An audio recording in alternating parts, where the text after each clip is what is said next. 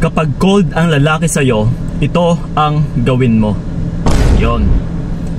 So ito mga utol, naranasan nyo na ba na maging cold or naging cold yung mga partner ninyong lalaki sa inyo? Yung tipong naiirita, yung tipong parang naalibadbaran sa'yo, parang naiinitan. Yes, siya ay malamig pero once na nilalambing mo or niyayakap mo siya ay naiinitan sa'yo, naiirita, umiiwas. So kung minsan maraming kababaihan na nagtataka na uy, bakit kaya naging malamig siya sa akin? Ano kaya yung meron? So dito na magsisimula na mag-iimbestiga yung isang babae na kung dati is hindi naman siya ganito, and then kahit konting tampuhan lang isang nagiging okay naman kaagad, pero this time is parang malamig siya sa akin. Na parang wala na siyang pakialam, parang hindi niya malang ako kinakamusta, parang wala na siyang pagkikare. Yes. So ito po mga utol, ngayon ang tanong, ano ba ang dapat nating gagawin? So ito po ha, hanggat maaari, ang kailangan ko po sa inyo dito ay maging matatag muna. Kasi kung ikaw ay mahina, sigurado hindi mo maggagawa yung ipapagawa ko. Pero actually, alam nyo to kung paano gawin Pero yun nga lang is hindi nyo rin alam kung kailan ito gagawin. Okay? So ito ngayon, ituturo natin. Walang iba na dapat ninyong gagawin once na naging cold yung mga partner ninyong lalaki ay maging cold din ng doble. Okay? So kung nanlalamig siya sa inyo is maging malamig ka rin sa kanya ng doble. Kasi ito mga utol, karamihan kasi na kapag nanlalamig yung mga partner nilang lalaki ay mas lalo pang kumakapit, mas lalo pang naghahabol, mas lalo pang nagsisik ng validation or ng explanations.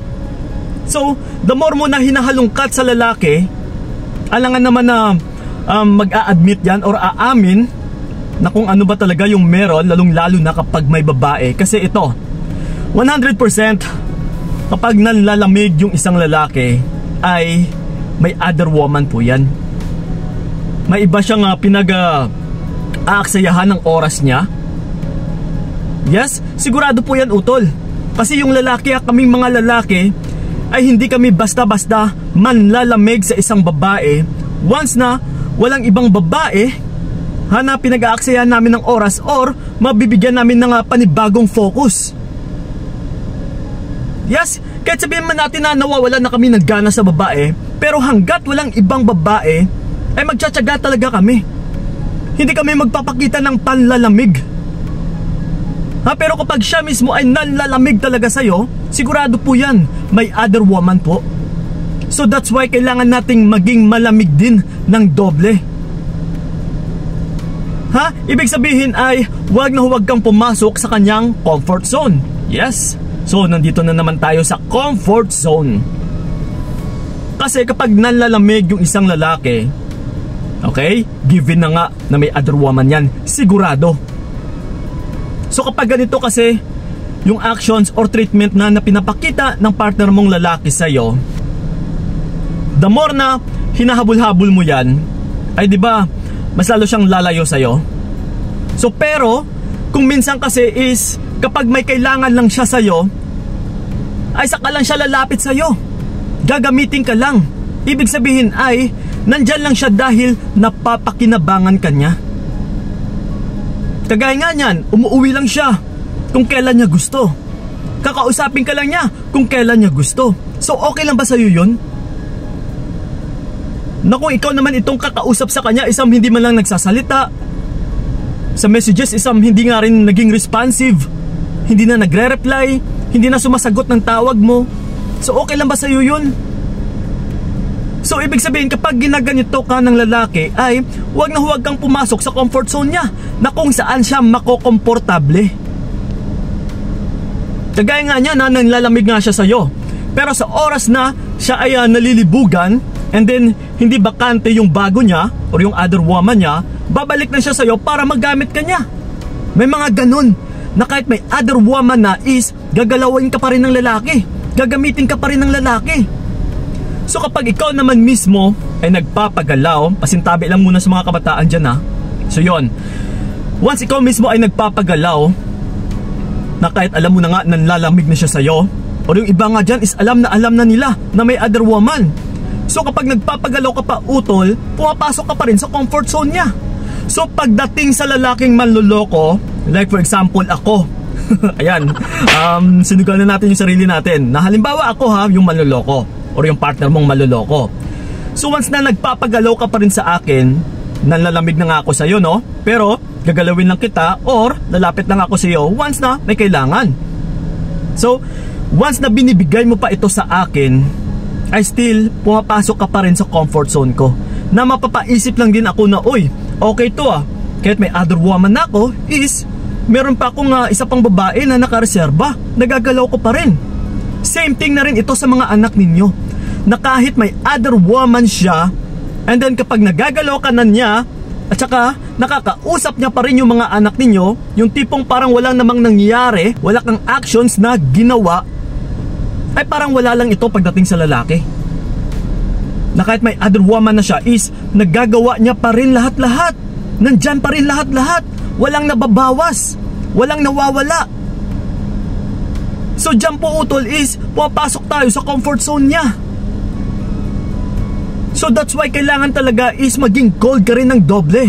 Dito na ngayon papasok yung mag no contact rule ka. Maging malamig ka rin.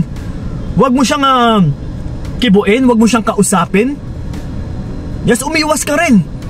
Kasi ganun na nga ha, huwag na huwag ka talagang pumasok sa comfort zone niya. Kailangan mong iwasan ito, huwag mong ibigay lahat ng kagustuhan niya. Na kung kailan niya lang gusto, saka ka lang bibigay, saka ka lang bubuka ka. Diba? My God. So again, kailangan talagang gumising ka dito. Be smart enough. Kasi yung mga lalaki ay matalas yung isipan, magaling, lalong-lalo na sa pag-mamanipula or sa pang-uuto. So kung ikaw naman puro ka emosyon, hindi mo ginagamit ang iyong isipan, talagang matatalo ka. So kapag iniisahan ka na ng partner mong lalaki, wala kang ibang panglaban dito utol, kundi utak din, isipan. So wag na wag kang magpadaig sa iyong emosyon.